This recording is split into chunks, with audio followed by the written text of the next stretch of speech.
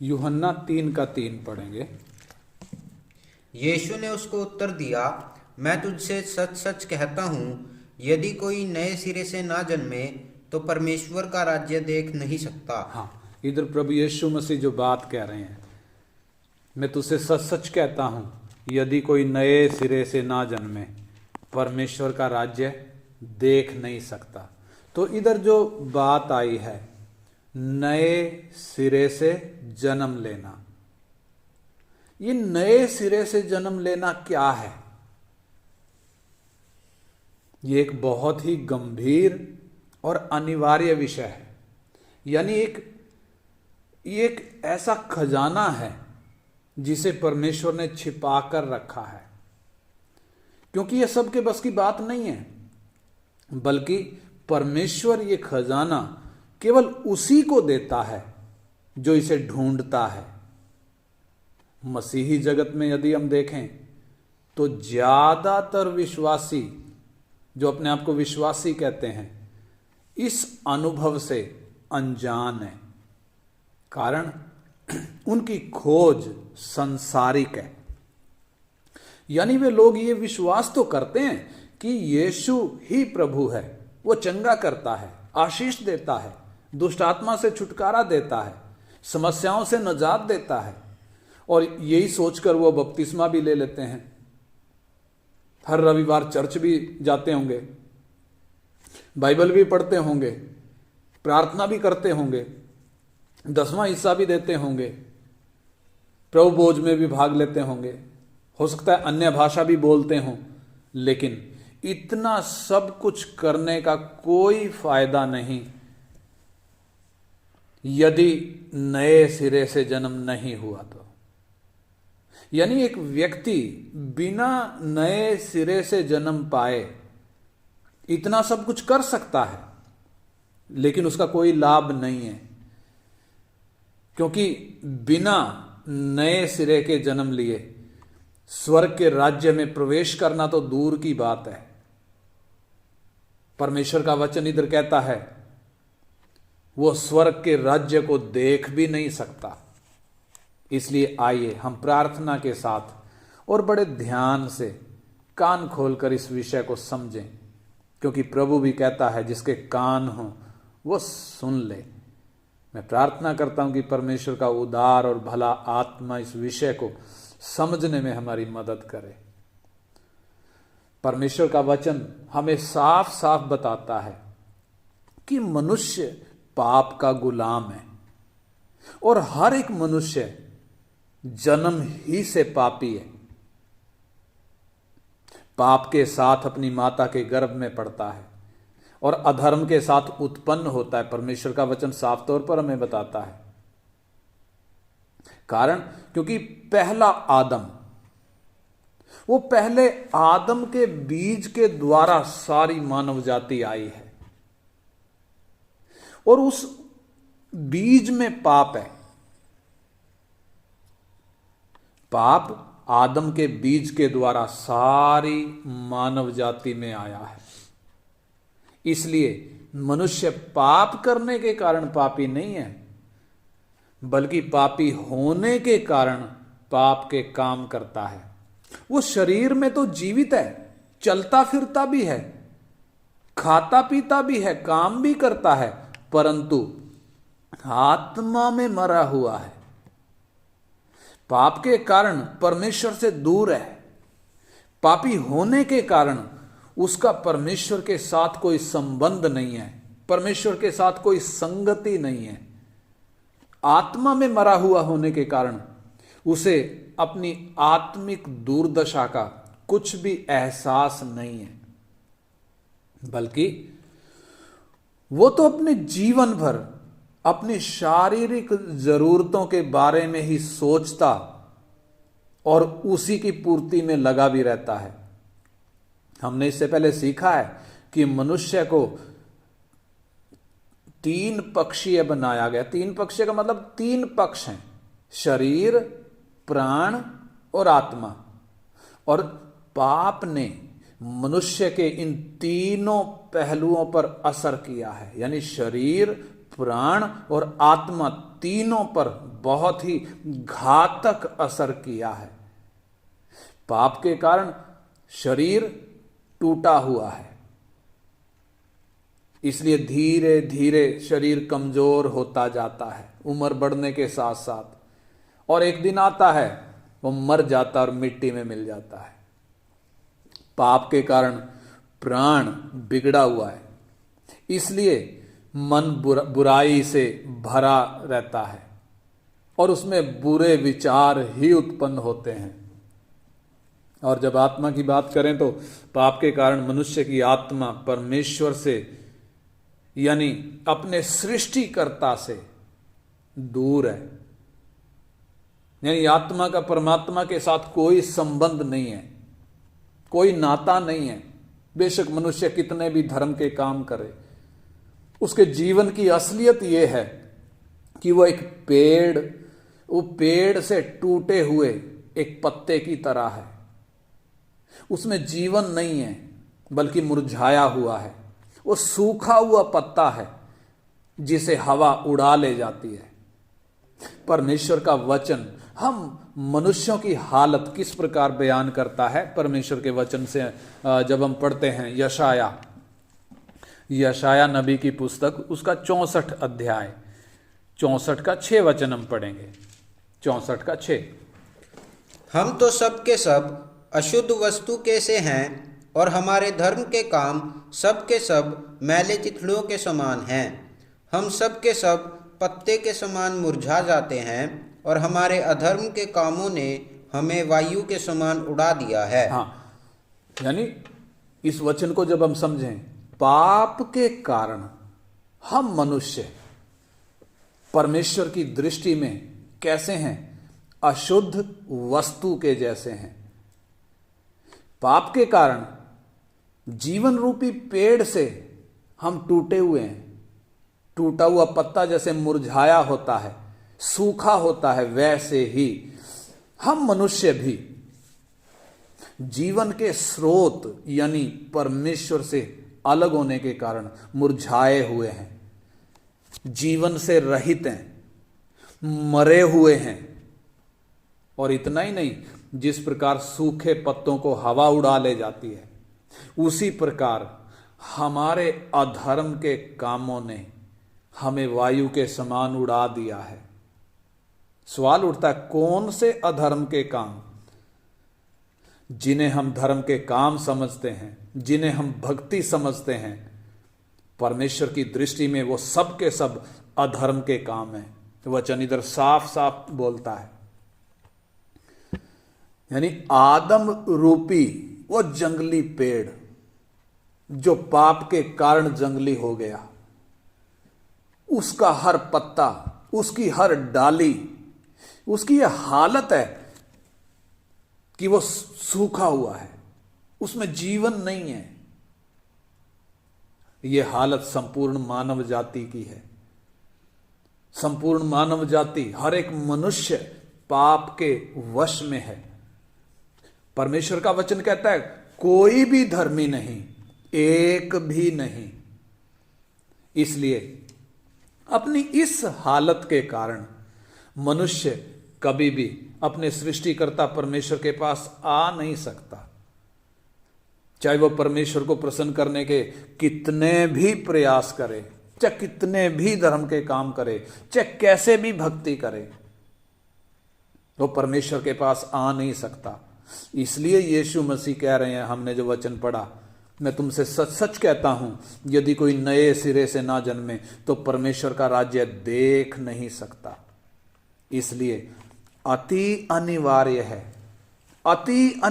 है कि एक पापी व्यक्ति स्वर्ग की इस शर्त को पूरा करे, यानी नए सिरे से जन्म ले, तभी वो परमेश्वर के राज्य को देख पाएगा और तभी वो परमेश्वर के साथ संबंध में आ पाएगा, परमेश्वर की उपस्थिति में आ पाएगा। और इसके लिए यीशु पर विश्वास करने से बात नहीं बनेगी, यानी केवल विश्वास करने से बात नहीं बनेगी। विश्वास करना है, परंतु सिर्फ विश्वास करने से बात नहीं बनेगी। बल्कि नए सिरे से जन्म लेना अनिवार्य है। विश्वास के साथ साथ क्या भी करना है? नए सिरे से जन्म लेना अनिवार्य है। परमेश्वर के राज्य को देखना यानी नए सिरे से जन्म लेना क्या है, इसको आसान भाषा में यदि हम समझें तो ये एक गिफ्ट पैक है जो परमेश्वर द्वारा एक व्यक्ति को दिया जाता है। वास्तव में ये कॉम्बो पैक है। कॉम्बो पैक का मतलब इसमें एक से ज्यादा चीजें हैं। जब हम इसको खोल कर देखते हैं तो इसमें 3 चीजें हैं। पहला नया जन्म, दूसरा परिवर्तन, तीसरा धर्मी ठहराया जाना, यानी 3 चीजें हैं जब हम इस गिफ्ट पैक को खोल कर देखते हैं। ये एक गिफ्ट है यानी मुफ्त में दिया जाने वाला उपहार है, बदले में कीमत नहीं है। जिस प्रकार हम लोग जन्मदिन के टाइम में या शादी के टाइम में गिफ्ट लेते हैं या गिफ्ट देते हैं तो उसका एक नियम है कि गिफ्ट देने वाला उस गिफ्ट की कीमत को चुकाता है, गिफ्ट लेने वाला उसके लिए कोई कीमत नहीं चुकाता। उसी प्रकार नए सिरे से जन्म के इस गिफ्ट की पूरी कीमत परमेश्वर ने चुकाई है। यानी ये पूरा का पूरा काम परमेश्वर करता है, इसमें व्यक्ति की कोई भूमिका नहीं है। उसे तो केवल इस उपहार को आदर के साथ स्वीकार करना है। और ये काम गिफ्ट लेने वाले उस व्यक्ति के अनजाने में शुरू होता है। अनजाने में यानी उसको तो मालूम भी नहीं पड़ता कब ये काम उसके जीवन में हो गया। हालेलुया। परमेश्वर द्वारा किया जाने वाला ये काम क्या है और ये किस प्रकार एक व्यक्ति के जीवन में होता है और परमेश्वर का वचन इसके विषय में क्या बताता है। आइए परमेश्वर के वचन से थोड़ा 1-2 वचन हम पढ़ेंगे। सबसे पहले तीतुस 3 अध्याय उसका 5 वचन हम पढ़ें। तीतुस 3 अध्याय का 5 वचन। तो उसने हमारा उद्धार किया और यह धर्म के कामों के कारण नहीं जो हमने आप किए, पर अपनी दया के अनुसार नए जन्म के स्नान और पवित्र आत्मा के हमें नया बनाने के द्वारा हुआ। इधर जो शब्द आया है नए जन्म के स्नान, इंग्लिश में रीजनरेशन, यानी ये नया जन्म है, रीजनरेशन है।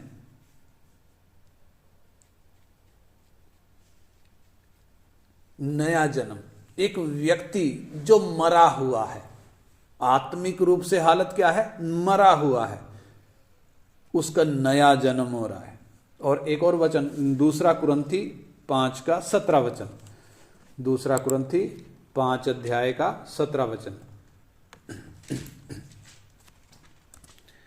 इसलिए यदि कोई मसीह में है तो वह नई सृष्टि है, पुरानी बातें बीत गई हैं, देखो सब बातें नई हो गई हैं। हाँ देखिए इधर भी जो बात आई है नई सृष्टि, इसलिए यदि कोई मसीह में है वो नई सृष्टि है। नई सृष्टि, पुरानी बातें बीत गई हैं और देखो सब बातें नई हो गई, यानी अंदर नई सृष्टि आती है। न्यू क्रिएचर, नई सृष्टि अंदर पैदा होती है। एक और वचन 1 यूहन्ना 3 अध्याय का 9 वचन। 1 यूहन्ना 3 का 9। जो कोई परमेश्वर से जन्मा है वह पाप नहीं करता, क्योंकि उसका बीज उसमें बना रहता है और वह पाप कर ही नहीं सकता, क्योंकि परमेश्वर से जन्मा है। देखो इधर क्या लिखा है? परमेश्वर से जन्मा। जिस प्रकार हम माता पिता से जन्म लेते हैं, जिस प्रकार आदम से सब जन्मे हैं, वैसे ही इधर हमने पढ़ा जो कोई परमेश्वर से जन्मा है वो पाप नहीं कर सकता, वो पाप नहीं करता, क्योंकि उसका बीज उसमें बना रहता है और वो पाप कर ही नहीं सकता, क्योंकि परमेश्वर से जन्मा है। यानी परमेश्वर से जन्मा हुआ, मनुष्य से जन्मा हुआ नहीं, मां बाप से जन्मा हुआ नहीं। कैसे? परमेश्वर से जन्मा हुआ। यानी क्या सौभाग्य है जब एक व्यक्ति, पापी व्यक्ति, परमेश्वर से जन्म लेने के उस अनुभव में आता है।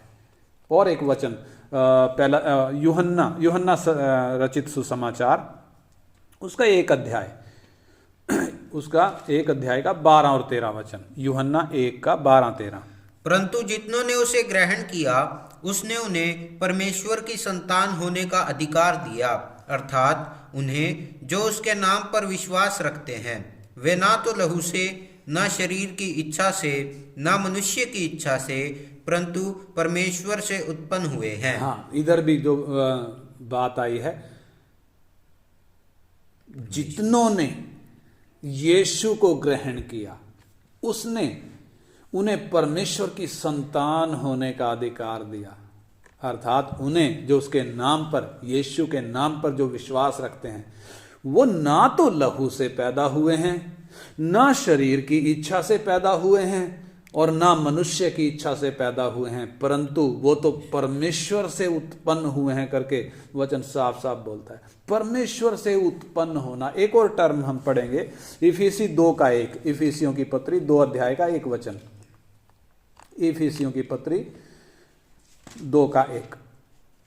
उसने तुम्हें भी जिलाया जो अपने अपराधों और पापों के कारण मरे हुए थे। हाँ, सारी मानव जाति अपने पापों और अपराधों के कारण मरी हुई है। मरी हुई मतलब परमेश्वर से दूर है, जीवन से दूर है, आत्मा में इंसान मरा हुआ है। मैंने बताया शरीर में तो जीवित है, चलता फिरता है, खाता पीता है, काम भी करता है, परंतु आत्मा में मरा हुआ है। आत्मा का परमात्मा के साथ मेल नहीं है, संबंध नहीं है। पेड़ से पत्ता टूटा हुआ है, सूखा हुआ है, हवा के द्वारा उड़ाया हुआ है। तो जब एक व्यक्ति अपने पापों और अपराधों में मरा हुआ है, परमेश्वर उसको जिलाता। इधर लिखा है उसने तुम्हें भी जिलाया जो अपने अपराधों और पापों के कारण मरे हुए थे। यानी ये एक कैसी दशा है? मरे हुए को जिलाए जाने जैसी दशा है। मरे हुए में जीवन आने वाली दशा है। एक और वचन, पहला पत्रस 1 का 23, पहला पत्रस 1 अध्याय का 23 वचन। नए सिरे से जन्म क्या है वो बात हम सीख रहे हैं। क्योंकि तुमने नाशवान नहीं, क्योंकि तुमने नाशवान नहीं, पर अविनाशी बीज से, अविनाशी बीज से परमेश्वर के जीवते और सदा ठहरने वाले वचन के द्वारा नया जन्म पाया है। नया जन्म पाया है। कैसे पाया है? बीज से। आदम के बीज से नहीं, क्योंकि आदम का बीज पापी है, और आदम के बीज से एक व्यक्ति जब जन्म लेता है पापी होता है। इसलिए उसको नए सिरे से जन्म लेने की जरूरत है। और नए सिरे का जन्म क्या है? परमेश्वर के बीज से पैदा होना है। आदम का बीज नाशवान है, पापी है, इसलिए उसके द्वारा जो पैदा होता है वो नाशवान ही पैदा होता है, वो पापी ही पैदा होता है। परंतु इधर परमेश्वर कहता है तुमने नाशवान नहीं, पर अविनाशी बीज से, परमेश्वर के जीवते और सदा ठहरने वाले वचन के द्वारा नया जन्म पाया है। यानी अविनाशी बीज कौन सा? परमेश्वर का, परमेश्वर का जीवता वचन। ये वचन क्या चीज है? ये परमेश्वर का वचन, ये बीज है। प्रभु यीशु मसीह भी बीज का दृष्टांत देते हैं। बोने वाला बीज बोने निकला। वो बीज क्या है? प्रभु यीशु बताते हैं बीज तो परमेश्वर का वचन है। यानी एक व्यक्ति जब परमेश्वर का वचन स्वीकार करता है, मालूम है उसके अंदर एक नया व्यक्ति उत्पन्न हो जाता है, एक नया जन्म होता है। तो ये बीज, ये वचन क्या है? परमेश्वर का ये वचन, ये जीवता और सदा ठहरने वाला वचन है। इसके विषय में यीशु मसीह भी कहते हैं आसमान टल जाएगा, धरती टल जाएगी, लेकिन मेरा वचन कभी नहीं टलेगा। हालेलुया। उस सदा ठहरने वाले, उस परमेश्वर के जीवते वचन रूपी बीज से हमने नया जन्म पाया है। और ये नया जन्म, इसका अंत नहीं है। आदम के बीज से, मनुष्य के बीज से पैदा हुए व्यक्ति को अंत है, परंतु परमेश्वर के बीज से पैदा हुए व्यक्ति को अंत नहीं है, वो अनंत काल के लिए है। ये कुछ वचन जो हमने पढ़े, इन वचनों से हमें साफ साफ पता चलता है कि परमेश्वर एक पापी व्यक्ति की मरी हुई आत्मा को जिलाता है और उसको नए सिरे से उत्पन्न करता है। उसके जीवन में एक नया काम करता है, एक नया काम, यानी उसके जीवन में एक नई शुरुआत है, नई शुरुआत। परमेश्वर उसे नया जन्म देता है, परमेश्वर उसकी आंखों को खोलता है, समझ की आंखों को, परमेश्वर उसकी सोच को बदलता है। और ये काम मरने के बाद नहीं होता, बल्कि इसी शरीर में रहते हुए ये काम होता है। और इसके लिए परमेश्वर एक व्यक्ति को जगत में से चुनता है और उस चुने हुए व्यक्ति के जीवन में ये अद्भुत काम करता है। परमेश्वर की मर्जी है तो अगले सेशन में हम विस्तार से समझेंगे कि परमेश्वर किसको चुनता है, यानी एक व्यक्ति को चुनने का आधार क्या है, किस आधार पर परमेश्वर एक व्यक्ति को चुनता है। प्रभु की मर्जी है तो अगले सेशन में हम इस बात को समझेंगे, विस्तार से सीखेंगे। आइए हम प्रार्थना करें।